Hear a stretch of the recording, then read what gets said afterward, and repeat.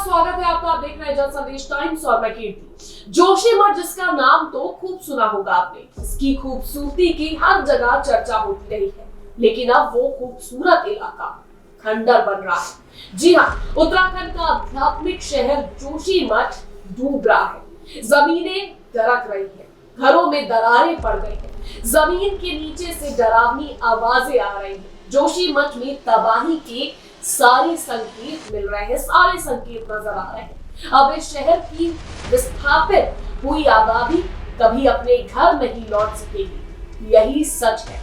भूत खसाव की शुरुआत हो चुकी है, जिसे रोकना किसी भी स्थिति में संभव नहीं है। इस शहर की नियति में ही पलायन है। साल 1976 से ही उत्तराखंड की इस धार्मिक नगरी में लोगों को संकेत मिल रहे थे कि तबाही मच सकती है। लोग 4 दशकों के संकेत समझने में फेल हुए। नतीजा ये निकला है कि सब कुछ तहस नहस होगा। जोशीमठ का पूरा इलाका अपने आप में काफी खूबसूरत है। यहाँ रहने वाले लोगों के लिए ये किसी स्वर्ग से कम नहीं, लेकिन नए साल पर जैसे इसे किसी की नजर लग गई या फिर सरकार की अनदेखी का नतीजा रहा कि लोग अब अपने घरों को छोड़ने पर मजबूर हो गए।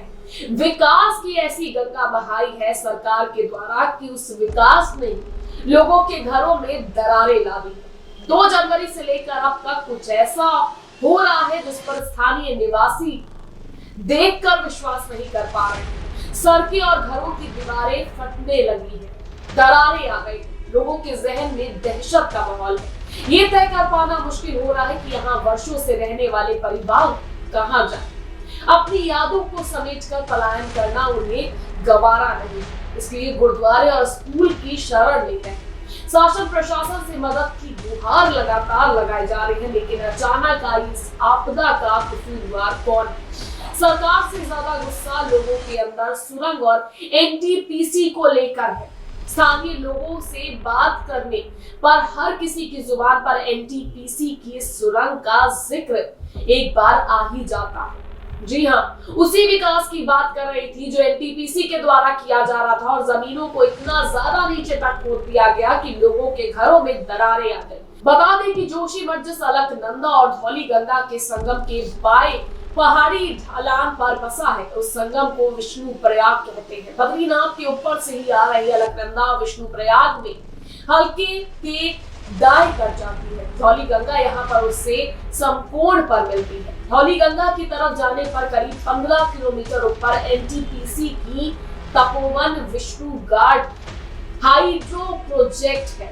फरवरी 2021 में ग्लेशियर फटने से आई बाढ़ में ये पूरा प्रोजेक्ट तहस नहस हो गया था। इस प्रोजेक्ट साइट के पास एक सुरंग बनाई जा रही है, जिसे अलकनंदा से कनेक्ट करने का काम चल रहा है। बांध के पानी को वैकल्पिक रास्ता देने के लिए इस तरह की सुरंग बनाई जाती है। ये अधबनी सुरंग सबके निशाने पर है। स्थानीय लोगों से लेकर जोशीमठ को बचाने की मुहिम में लगे लोग इस सुरंग को कोस रहे हैं, सरकार पर गुस्सा निकाल रहे हैं। लोगों का इस सुरंग और एनटीपीसी पर भी गुस्सा साफ दिख रहा है। वहीं पुष्कर सिंह धामी सरकार ने जोशीमठ के प्राचीन कस्बे के भूस्खलन प्रभावित क्षेत्रों में राष्ट्रीय आपदा मोचन बल के कर्मचारियों की तैनाती के आदेश दिए हैं। ये कर्मचारी डूबते शहर का सर्वेक्षण करेंगे। लगातार हो रहे भूस्खलन से शहर के 700 से ज्यादा घरों, होटलों और दुकानों में भारी दरारें आ गई। जगह जगह दरारें क्यों आ रही हैं, इसका पता लगाने के लिए विशेषज्ञों की टीम ने जोशीमठ में जांच शुरू कर दी है। एनटीपीसी के पावर प्रोजेक्ट के साथ जोशीमठ के नीचे बन रही टनल का काम भी बंद कर दिया गया है।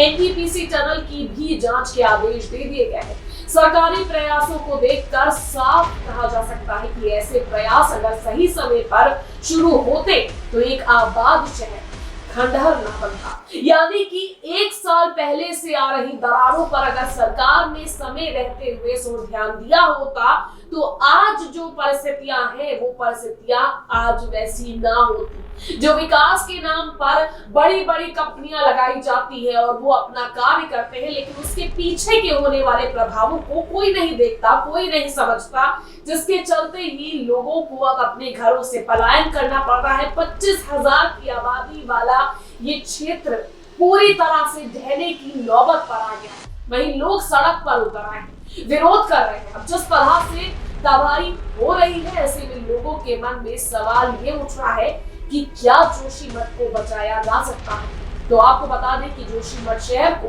पूरी तरह से बचा लेना बेहद मुश्किल है। ये जमीन भूस्खलन के बाद तैयार हुई है। इसकी भूपट्टी बेहद कमजोर है। जमीन के भीतर अस्थित चट्टानें हैं जो खिसक रही है।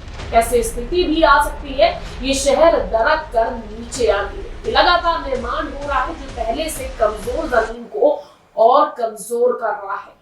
जोशीमठ का रखरखाव अब बेहद मुश्किल है। ये शहर अपनी अंतिम यात्रा पर नजर आ रहा है। जिस तरह से खूबसूरत जोशीमठ खंडर बन रहा है, ऐसे में ये बड़ा सवाल है कि इसका कसूरवार कौन है, इस तबाही का जिम्मेदार कौन है। सरकार को जिम्मेदार ठहराया जाए या फिर किसी और को, क्योंकि साफ तौर पर देखा जा रहा है कि जोशीमठ की स्थिति को देखते हुए वहां एनटीपीसी का काम करा गया, जिसके चलते ही कहीं ना कहीं ये दरारें लोगों के घरों तक पहुंची। भूस्खलन हो रहा है और अब लोग कहां जाए अपने आशिया को छोड़कर, जो उन्होंने कितने सालों से अपनी कड़ी मेहनत से बनाए, जिसमें लाखों सपने देखे।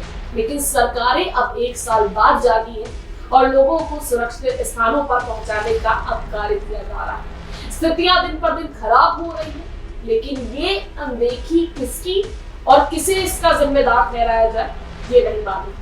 बहरहाल आगे और क्या परिस्थितियां होती हैं वो देखने वाली बात होगी। फिलहाल के लिए बस इतना ही। वीडियो पसंद आया तो लाइक और शेयर जरूर करेगा, चैनल को सब्सक्राइब करना मत भूलिएगा।